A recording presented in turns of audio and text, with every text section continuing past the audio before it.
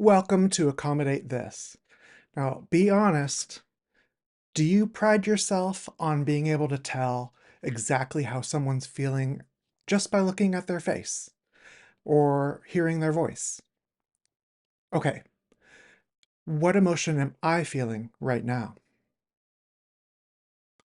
Can you even tell? On a scale of 1 to 10, how confident are you? Would you bet your life on it? Because today I'm serving up a big bowl of humble soup. So get out your spoons, you're going to need them.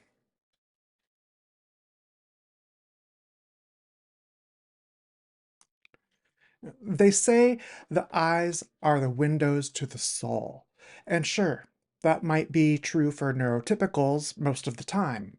But if you're neurodivergent like me, it feels more like your eyes are a two-way mirror.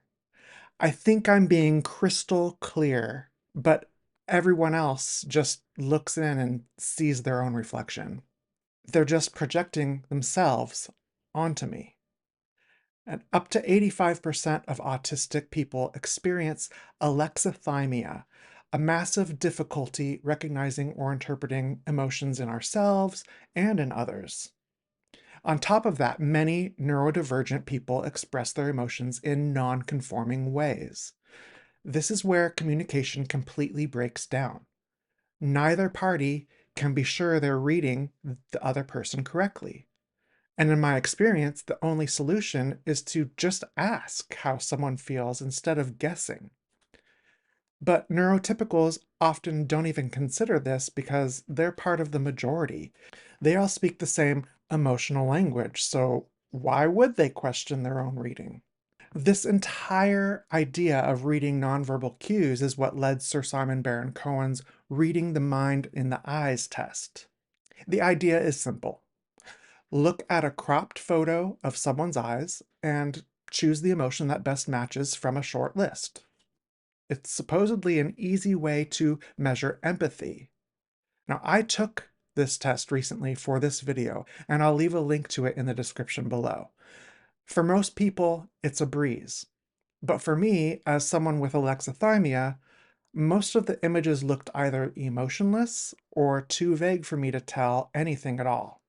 Now, Cohen saw this trend in autistics and quickly concluded that we have mind blindness and deficits in empathy.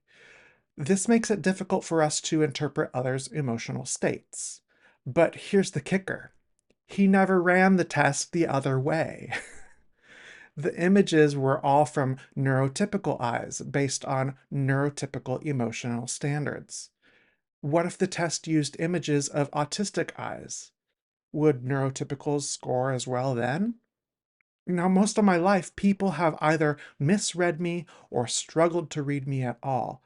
And some have pointed it out directly, but far more just rely on their own assumptions, get it wrong, and end up angry with me. And despite the fact that your little girlfriend gave me the stink eye in art class yesterday. Katrina's not my girlfriend, all right? And I doubt that she gave you the stink eye. That's just the way her face looks, you know? That's just her face. This is a common experience in the autistic community. We're constantly told people think we're joking when we're serious, or serious when we're joking. I'm often accused of glaring or judging someone when I'm simply taking a moment to process information. And honestly, none of this would be an issue if people would just ask me how I feel. The problem is that most neurotypicals take their guessing ability for granted because they all speak that same emotional language and share similar expressions. It's easy for them to project their own feelings onto others. But when they encounter someone who expresses themselves differently, someone who doesn't follow the rules, they struggle to understand, they misinterpret, and they panic. I've lived with that my whole life, and I've suffered a lot of abuse because of those basic misunderstandings. They get comfortable with projecting, and they call that empathy. But empathy isn't about looking at someone else and seeing your reflection. It's about genuinely trying to step into their shoes. I truly feel sad that so many neurotypicals miss that crucial difference. It comes down to a lack of exposure to other ways of thinking and expressing. They're so confident in their system that they rarely face a challenge until they meet a neurodivergent person. And unfortunately, they rarely approach that encounter with an open mind or a willingness to adapt. Instead, they see our nonconformity as a personal attack, like we're mocking them. But nothing could be further from the truth. It's not just that neurodivergent people express themselves differently. It's that neurotypicals so often punish anyone who's different. They completely forget that there could be factors at play that aren't readily visible on the surface. Anything they sense as off is immediately labeled as wrong, bad, and worthy of shame and punishment. This approach is incredibly short-sighted. It's like they're incapable of object permanence when it comes to emotion. If they don't see it, it doesn't exist. The person might have a killer headache that furrows their brow, or they could be squinting from a sensitivity to light.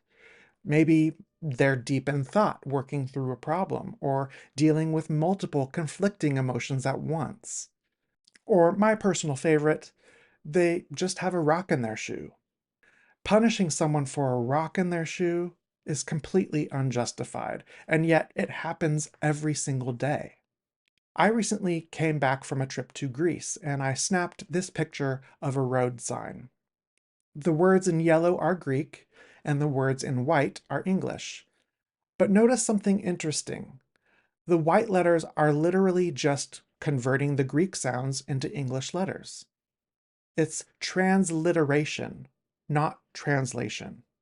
For example, the Greek letter that looks like a P in English sounds like an English R. And the letter that looks like an English B actually sounds like an English V, and so on. This sign shows a kind of one-to-one relationship where one symbol has an equivalent sound in the other language. It's an exact match in sound structure. Now, look at this second sign. The yellow Greek word has 6 letters, but the white English word has only 4. Exit. Both words mean the same thing, but the Greek word is exodus. The translation doesn't have a one-to-one character match because the words are different lengths in each language. This is closer to how things work between neurotypical and autistic emotional expression. We each have a unique way of expressing the same emotions. We both feel exit, but my word for it is exodus. If you try to translate my expression based only on the structure of your own emotional language, you will end up confused and misinterpreting the situation every single time. If you don't bother to correctly translate what you see, but instead just superimpose your internal dictionary onto everyone else, you are going to be wrong. A lot. The world does not revolve around you. Your set of emotions and corresponding expressions are not universally shared. The only sure way to confirm what someone else is thinking or feeling is to ask them. Outside interpretations are rarely a one-to-one translation. People don't only cry when they're sad. People don't only sigh when they're irritated. People don't only laugh when they are amused. And there's value in confidence, yes, but there's even more value in being realistic about your limitations. For many of us, it would be good to doubt ourselves a little more, because it is simply dishonest to tell yourself you're always right about what other people are thinking or feeling. The fact is, your insight into someone else's psyche is limited. It's not a perfect understanding. Your experiences are not everyone's experiences.